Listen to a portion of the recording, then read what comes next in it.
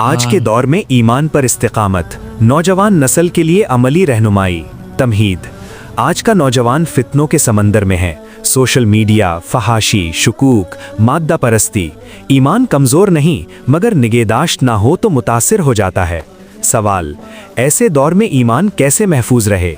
हिस्सा अव्वल, ईमान कमज़ोर होने की बुनियादी वजूहात।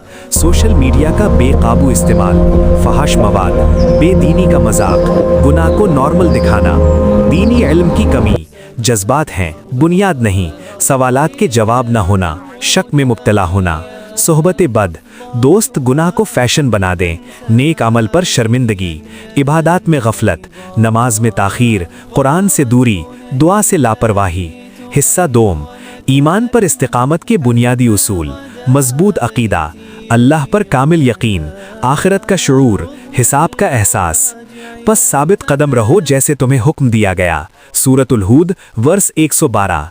इल्म के साथ ईमान, कुरान का तर्जमा समझना, सही अकीदा सीखना, यूट्यूब पर मुस्तनद उलमा को फॉलो करना। आज के दौर